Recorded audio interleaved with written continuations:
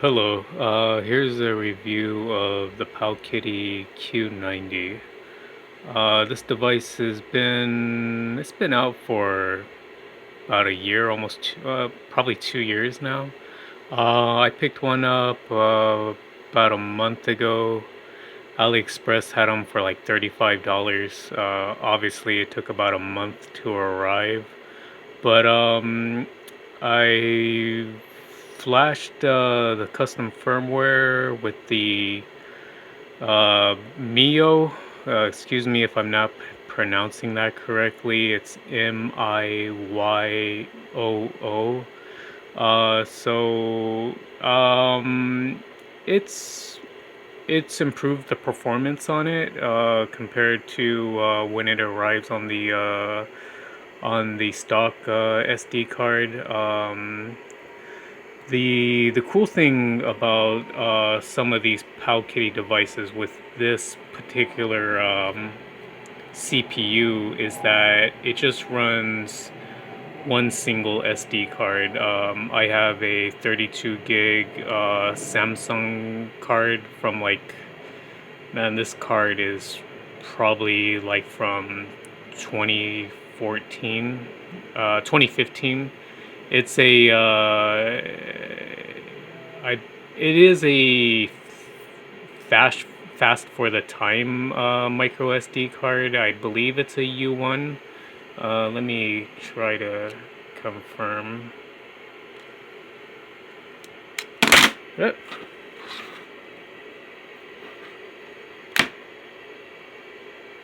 It is a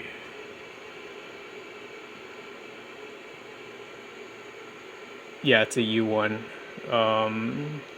So it's a pretty quick SD card. But yeah, an SD card, I mean, you really don't want to use the stock SD card because they're not the most reliable for the long term.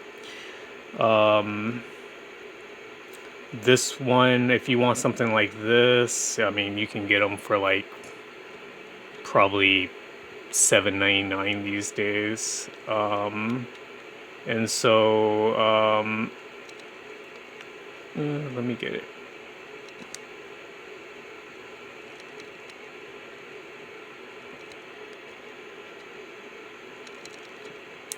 Okay, so I'll go ahead and power it on. MIYOO. So it has that cool like Game Boy intro. I don't have a lot of ROMs on this. Even some of the homebrew games, I went ahead and removed a lot of those just because for me, I like to just keep the stuff that I'm actually gonna play.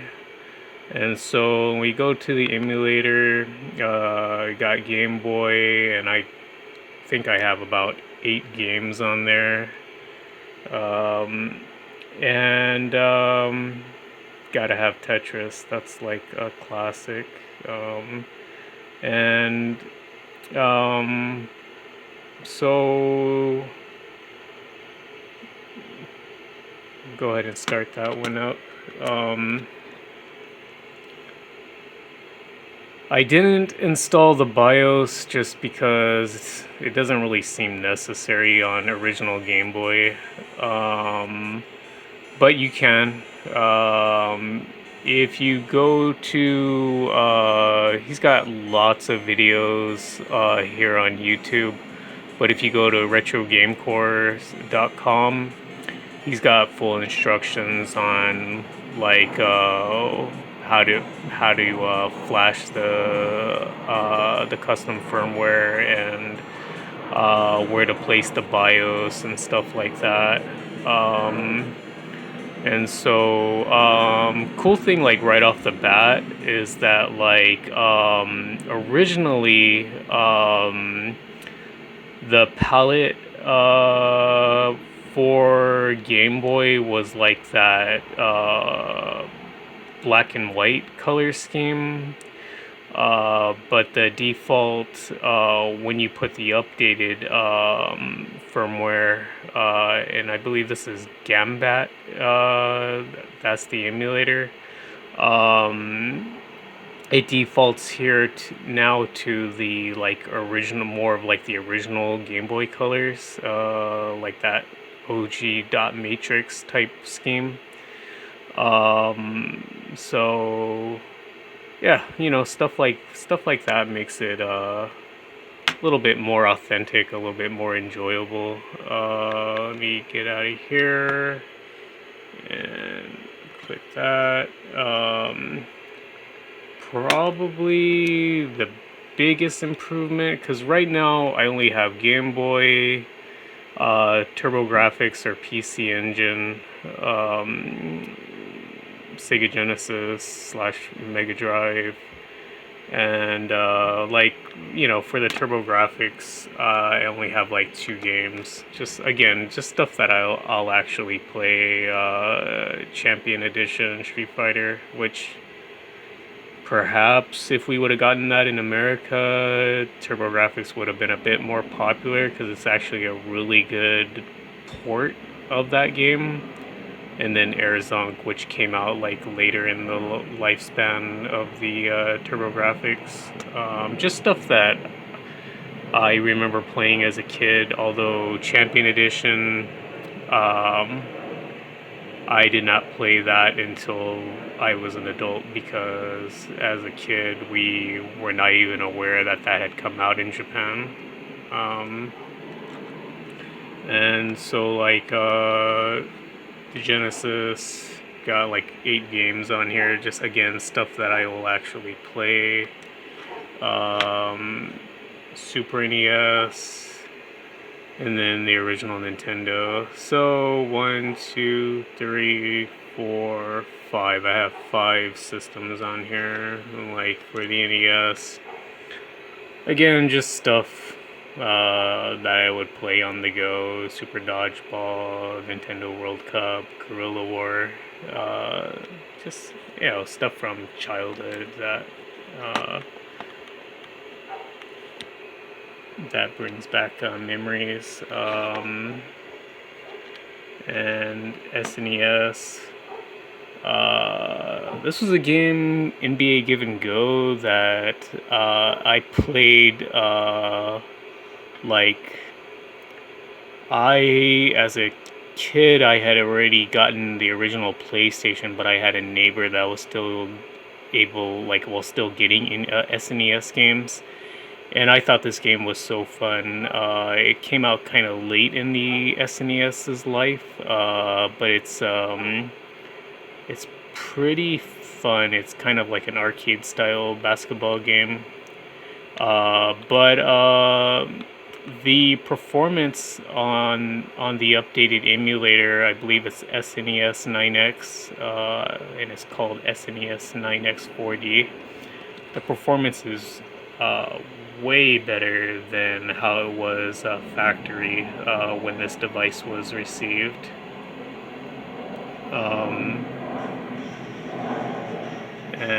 And you have to excuse me, I have the brightness turned down kind of low, because typically I like playing these, I like using this like shortly before, like when I'm about to go to bed, and I really don't want like a bright device in my face when I'm about to go to bed.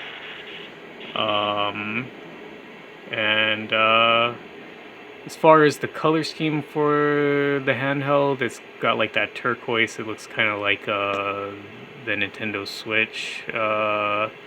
I believe they had a clear color scheme, but it was a couple dollars more. But this was fine. So it's got a decent D-pad. It's got X, Y, B, A, select start. It's got this analog nub that's kind of like PSP style, and then you have a single L and R. Charges with USB-C, which is convenient. Again, the one single SD card slot, which is good. a lot of the devices have more like the two SD card setup, but the ones with the single card is cool. It's just a little bit more simple. It's got a headphone jack, and then just a volume wheel. Really simple. But these are like these buttons are like used to get into your settings in different emulators, and you can map it to like different buttons for some emulators, like for Sega Genesis, which uses Pico Drive. I have it set for the L button, but that's just me. So lots of customization, but yeah, performance is pretty decent. And so yeah, hopefully this helps some people out that might be considering buying one of these. Again, I purchased it. I guess it's been, again, it took about a month to arrive, but it was only $35. And so yeah, hope everybody that anybody and everybody that watches this finds it somewhat useful. And thanks for watching. Bye.